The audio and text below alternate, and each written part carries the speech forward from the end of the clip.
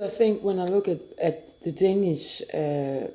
Danish documentary crime scene, right? There's a panel of analyzer which is media body language readers, right?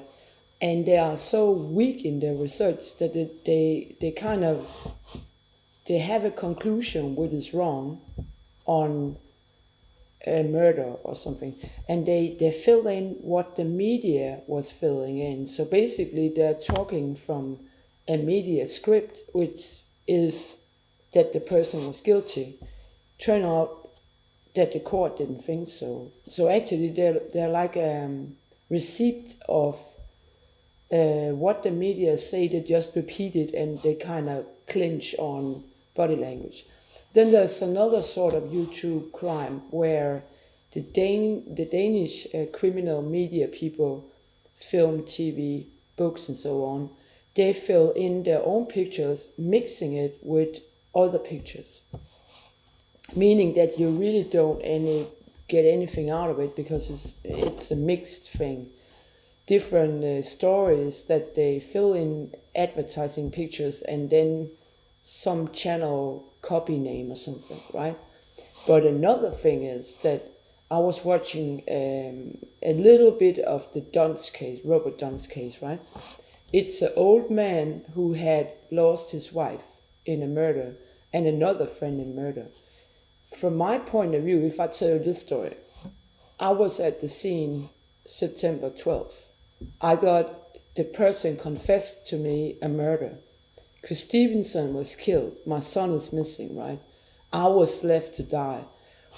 If I wake up on these circumstances in shock and going to the trauma center, what option do I have that they will speak the truth, right? So basically, if I go along what they say, it's not that I'm not speaking the truth. I said it was fatal. I got a confession. I said that from the start, right? They didn't listen.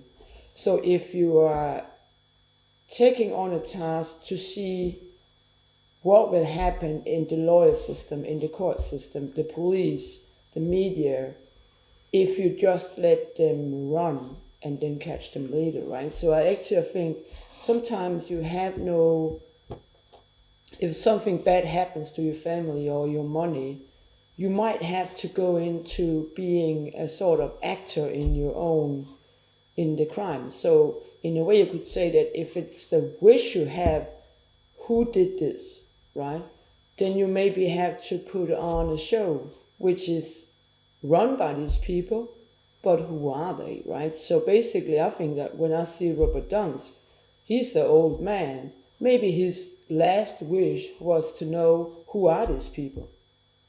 Was it gangsters? Was it competitors? Was it somebody he knew? Was it paparazzi? Who was it? And he's actually followed through in the court case. He discusses even with a photographer who has some pretty strange notes and stuff. And he's just followed through. He just take on the beating in the court system, and then he knows for sure, all right, this man, I know him, right? The lawyer that defeated, that was turning.